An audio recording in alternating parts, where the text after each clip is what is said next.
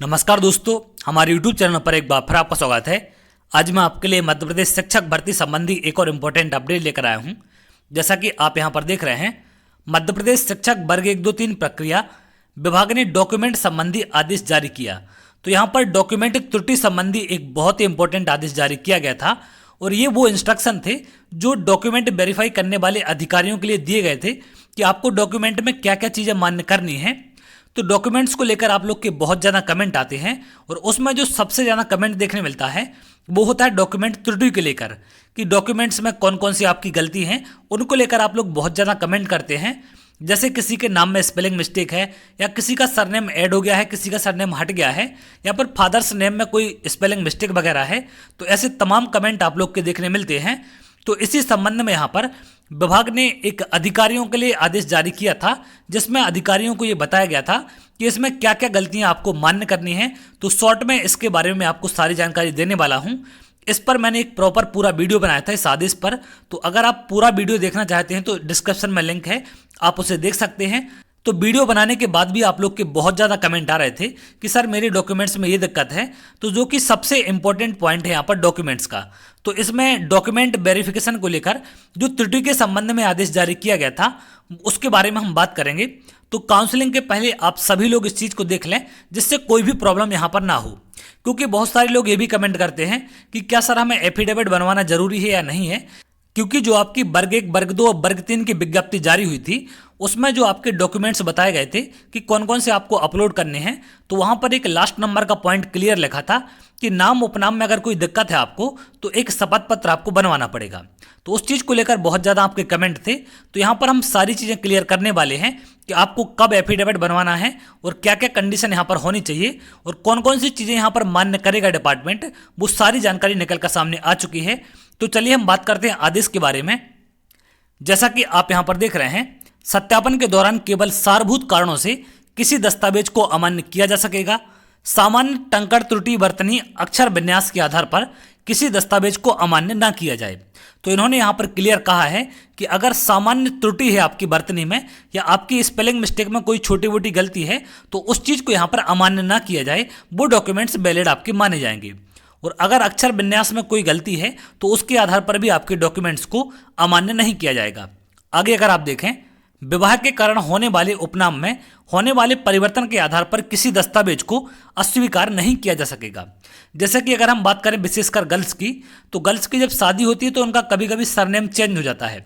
तो surname change होने के कारण उनके उस डॉक्यूमेंट्स को यहाँ पर अमान्य नहीं किया जाएगा। ये चीज़ यहाँ पर इन्होंने क्लियर कर दी है। अगर आगे आप देखें, इसी प्रकार परंपरा के अनुसार पिता अथवा पूर्वजों के नाम उपनाम को आधार बनाकर दस्तावेजों को अस्वीकार नहीं किया जाना चाहिए। किसी भी प्रकार के विरोधाभासी स्थिति में वरिष्ठ कार्यालय से आवश्यक मार्गदर्शन प्राप्त किया जा सकेगा। तो यहाँ पर पूर्वजों के नाम उपनाम का मतलब ये है कि जैसे आपने कभी कभी देखा होगा कि आपके फादर सरनेम कुछ और लिखते हैं और आपके सरनेम में कुछ और लिखा होता है। तो ये जरूरी नहीं है कि जो आपके फादर सरनेम लिखते हैं वही सरनेम आपका भी होना चाहिए। तो इसके आधार पर भी आपके डॉक्यूमेंट्स यहाँ पर अमान्य नहीं किए जाएंगे। तो अब अगर हम बात करें एफिडेविट के बारे में कि आखिर हमें एफिडेविट कब बनवाना है, क्योंकि ये सारी चीज़ें अगर यहाँ पर मान्य की जा रही हैं तो फिर आपको भी लगेगा कि सर एफिडेविट की क्या ज़रूरत है। तो यहाँ पर सिर्फ इन्होंने ये कहा है कि अगर आपकी स्पेलिंग वगैरह में छोटी मोटी मिस्टेक है तो वो चीज़ें मान्य की जाएंगी, या फिर आपका शादी के कारण सरनेम चेंज हो गया है तो उन चीज़ों के आधार पर यहाँ पर डॉक्यूमेंट आपके इनवैलिड नहीं किए जाएंगे। तो यहाँ पर आपको एफिडेविट कब बनवाना है इस बात का आपको विशेष ध्यान रखना है। जैसे अगर आपके डॉक्यूमेंट्स में कुछ डॉक्यूमेंट्स ऐसे हैं जिनमें आपका सरनेम नहीं है या फिर सरनेम है, और कुछ डॉक्यूमेंट्स ऐसे हैं जिनमें आपका सरनेम अलग से आ गया है या अलग से हट गया है। तो अगर आपके दो प्रकार के डॉक्यूमेंट्स हैं, एक में सरनेम नहीं है और एक में सरनेम है, तो इस कंडीशन में आप एफिडेविट बनवा लेंगे, क्योंकि वहाँ पर आपसे एफिडेविट मांगा जा सकता है। ऐसे अगर आपकी कोई भी इस प्रकार की दिक्कत है, डॉक्यूमेंट्स में कोई भी गलती है, तो आप लोग ये चीज़ें ना करें कि आप एफिडेविट ना बनवाएं। देखिए यहाँ पर कुछ चीज़ें ऐसी भी होती हैं कि हो सकता है कि आपको ये लगे कि वहाँ पर आपकी चीज़ें एक्सेप्ट की जाएंगी, लेकिन वहाँ पर पहुँचने के बाद हो सकता है कि अधिकारी उनको एक्सेप्ट ना करे। तो कोई भी किसी भी प्रकार की गलती है तो मैक्सिमम आपका 50 से 100 रुपये का खर्च आएगा और एक दिन का मुश्किल से टाइम नहीं लगेगा। उसमें 1-2 घंटे में आपका एफिडेविट बन के तैयार हो जाएगा। तो 1 घंटे का काम है और 150 रुपये का खर्च आएगा उसमें। तो 150 रुपये के लिए आप अपना फ्यूचर दाव पर ना लगाएं। तो मेरी आप सभी से रिक्वेस्ट है कि आपकी डॉक्यूमेंट्स को लेकर किसी भी प्रकार की छोटी गलती हो या बड़ी गलती, आप लोग एक एफिडेविट जरूर बनवा लें। अगर आपसे मांगा जाए तो आप लोग लगा दें, और अगर आपसे ना मांगा जाए, कंसीडर कर लिया जाए, तो कोई भी वहां पर प्रॉब्लम नहीं होगी आपको। क्लियर है? क्योंकि अगर आप ये चीज़ें करके नहीं जाएंगे वहां पर, अपनी तैयारी के साथ नहीं जाएंगे, तो हो सकता है कुछ ऐसी प्रॉब्लम आपको हो जाए कि जिसके चलते आपको वहां पर होल्ड कर दिया जाए। तो आप अपनी 100% तैयारी के साथ जाएं।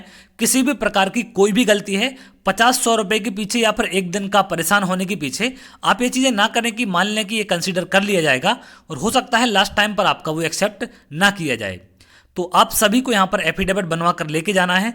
कोई भी गलती है, आपके फादर सरनेम में गलती है, अलग से ऐड हो गया है, या किसी भी डॉक्यूमेंट्स में कोई गलती है, तो आप उनके लिए एफिडेविट जरूर बनवा लें। और बाकी यहाँ पर जो चीज़ें मान्य की जाएंगी वो बता दी गई हैं कि स्पेलिंग में छोटी मोटी अगर मिस्टेक है तो वो कंसीडर की जाएगी, लेकिन ऐसा नहीं कि आपका अलग से सरनेम आ गया है या अलग से सरनेम हट गया है तो वो मान्य किया जाएगा। उसके लिए आपने देखा होगा विज्ञप्ति में जो डॉक्यूमेंट की लिस्ट जारी की गई है उसमें नाम उपनाम परिवर्तन का एक अलग से एफिडेविट की बात कही गई है, तो वहां पर आपको एफिडेविट बनवाना पड़ेगा। सिर्फ स्पेलिंग मिस्टेक के बारे में बात कही गई यहाँ पर, और इसके साथ साथ शादी के बाद जो आपका सरनेम चेंज होता है उन चीज़ों के बारे में। तो यहाँ पर आप एफिडेविट को बिल्कुल बनवा कर जाएं, अपनी तैयारी करके जाएं। अगर मांगा जाए तो आप लगा देना, और ना मांगा जाए तो कोई दिक्कत नहीं है, आपकी चीज़ें कंसीडर हो जाएंगी और किसी भी प्रकार की कोई भी प्रॉब्लम आपको यहाँ पर नहीं आएगी। तो आगे और जो भी अपडेट निकल कर सामने आएगी वो आपसे जरूर शेयर करेंगे। तो अगर आप ऐसी जानकारी चाहते हैं तो हमारे चैनल के साथ जुड़ सकते हैं, जिससे और भी इंपॉर्टेंट अपडेट आपको मिल सके। तो चलिए बहुत जल्द अगली वीडियो मिलेंगे, तब तक के लिए बहुत बहुत धन्यवाद।